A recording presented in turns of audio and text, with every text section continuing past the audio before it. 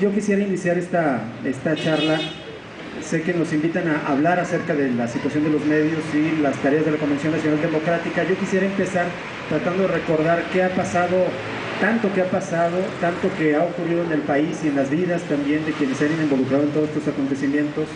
en estas semanas y meses recientes. Y quisiera empezar con que, no sé si ustedes comparten conmigo esta sensación, pero me parece que después de las elecciones y particularmente de la calificación de la elección por el Tribunal Federal, ha habido expresiones de desánimo, por lo menos yo los he escuchado de parte de amigos y de conocidos, pues expresiones de desánimo por todo lo que ha pasado, esencialmente por supuesto por la imposición del continuismo neoliberal a través de Felipe Calderón, que en contra de todas las evidencias, pues ni el tribunal ni la movilización logró revertir por lo menos esta parte. Perdón. También he escuchado expresiones de desánimo porque otra vez después de 18 años, o en 18 años, los privilegiados de este país, los que son los dueños del dinero, del poder, de las armas, de los dueños también de los medios de información, operaron para poner a un presidente que responda a sus intereses. Creo también que hay desánimo porque se interrumpió este ritmo ascendente de movilizaciones de las jornadas de julio y agosto del voto por el voto, de las concentraciones en el Zócalo, en otros puntos del país, y después de estos acontecimientos se entra a otra fase seguramente, pero no existe esa misma calidez o por lo menos esa misma intensidad. Me parece que también hay desánimo porque el imbécil de Fox se salió con la suya, entró en esta campaña de manera ilegal, como dijeron los tribunales, y entró desde antes utilizando los programas electorales, y de todas maneras, a pesar de lo que hizo ilegal, los mismos magistrados lo dijeron, a pesar de ello, de todas maneras parece que Fox se sale con la suya. Hay desánimo también porque se impuso la campaña fascista que descalificó un movimiento social legítimo como un peligro para México. Creo también que hay desánimo porque la mayor agencia de colocaciones en el país, el Yunque, bueno, tendrá otros 6 años de repartirse huesos en el gabinete federal, en dependencias estatales, en fin, van a seguir teniendo un control de ciertos aparatos de poder, aparentemente. Hay desánimo por la derrota en Tabasco, hay desánimo también porque algunos perredistas, al parecer, les dio gusto o festejaron que López Obrador cargara con esta derrota para deshacerse o por lo menos ya desmarcarse de este movimiento. Hay desánimo porque los periodistas del tercer grado siguen pontificando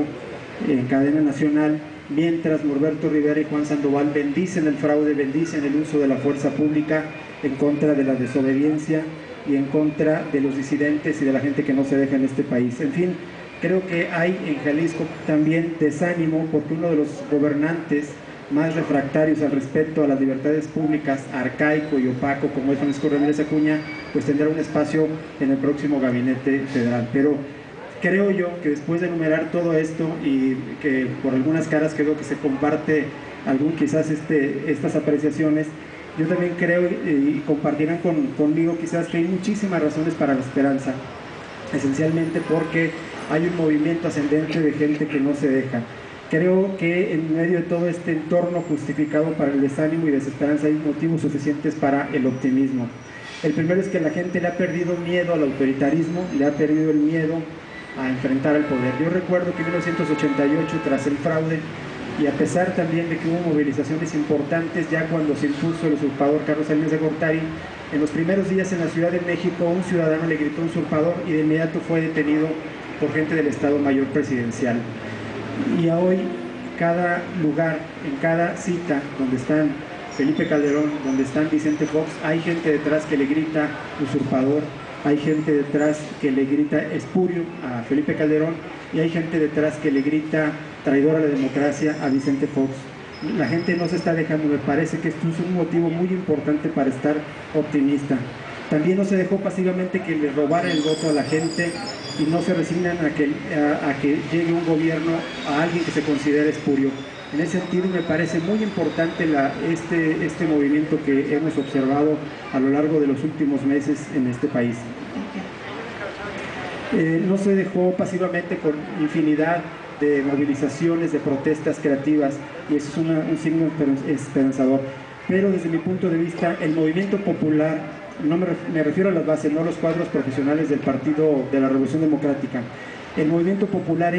que defendió el derecho a la libertad de expresión, a la disidencia, el derecho a que no le robaran la elección, es apenas una parte de una relación de extraordinarios acontecimientos que estamos observando en todo el país en los últimos años, pero especialmente, únicamente en este año. Hay una verdadera rebelión desde mi punto de vista, una insubordinación de la gente que no se deja en el país. Yo me pregunto si será acaso la nueva rebelión o la nueva revolución mexicana. Me pregunto si acaso hacia el principio del siglo XX no se observaban movimientos semejantes a lo largo de la República, y si lo que estamos observando no es la forma moderna de rebelarse, de la forma moderna de la gente de México de rebelarse a principios del siglo XXI. Nada más lo que ha ocurrido, si revisamos lo que ha ocurrido exclusivamente a lo largo del año 2006, me parece que podemos estar de acuerdo en que están ocurriendo cosas extraordinarias, pero también nos hablan de un cuadro de profunda crisis social y política en todo el país. El 1 de enero de este año arrancó con la salida de los zapatistas, con la otra campaña desde San Cristóbal de las Chiapas. Un recorrido por todo el país en el que han ido tejiendo, han ido encontrando movimientos, han ido encontrando un cuadro de explotación, de despojo, pero también de rebeldía y de dignidad en miles de comunidades de todo el país. Está el ejemplo de los mineros. No me refiero a la defensa del líder corrupto Napoleón Gómez Urrutia, sino su defensa del plantón, de la huelga que tenían en Lázaro Cárdenas y su coraje para defender a sus seres queridos en Pasto de Conchos. Me refiero a la dignidad de Atenco, al ejemplo de solidaridad que la gente del Frente en Defensa de la Tierra hizo para defender a los floristas que se pusieron en el mercado de Texcoco, y las consecuencias, la valentía y la dignidad con la que han enfrentado este caso. Me refiero también, por supuesto, a la extraordinaria experiencia de la comuna de Oaxaca, como es conocida por muchos, y que me parece una experiencia extraordinaria de la diversidad, de la profundidad de los cambios políticos sociales que están ocurriendo en el país. Entonces, en este sentido, para mí el movimiento en contra del fraude y la imposición de Felipe Calderón, es decir, todo este movimiento que está acuerpando en la Convención Nacional Democrática, no debe verse, en mi opinión, como el movimiento. Es decir, me parece que muchos de los que están aquí participaron, se sienten identificados con esta movilización, pero yo invitaría, o por lo menos opinaría, que no debe verse como el movimiento, sino como un componente más de esta diversa, creativa y poderosa constelación de fuerzas sociales que en todo el país está luchando en contra del México de los privilegiados, y que también está buscando por formas muy diversas, creativas y a veces no sin contradicciones, cambiar de raíz nuestra sociedad. En ese sentido, si bien podría haber elementos para el desánimo, hay muchísimos elementos para la esperanza en este país. Y un ejemplo de esto que hablo es aquí, Jalisco. Jalisco para muchos es un ejemplo de un estado conservador, es sinónimo de inmovilismo también, y es considerado incluso reino de la derecha o incluso un feudo de Juan Sandoval. Creo que no sin razón muchas veces, pero aún así, si nada más observamos o hacemos un recuento de lo que ha ocurrido en esta entidad de julio para acá, veríamos que hay extraordinarios ejemplos de la gente que está haciendo algo por esta inconformidad y porque no se deja. Únicamente entre el 9 de julio y el 16 de septiembre en la prensa se registraron 30 eventos, 30 actos de resistencia civil de distinta magnitud, con una diversidad muy importante. E insisto en este punto de lo que registramos en la prensa, que no son todos los eventos que se hicieron, porque muchos de ellos no salieron. Se trata de un conjunto de acciones políticas colectivas que no tienen precedentes, me parece, aquí en la entidad, por su creatividad, por la variedad, por el repertorio de medios y modos de manifestarse. Hubo desde las tradicionales marchas hasta el cierre simbólico de carreteras, hubo el bloqueo de comercios y de diarios y televisoras también, el performance con Cecilia Márquez, hasta la huelga de hambre de Agustín Galindo, las ruedas de prensa y las caravanas,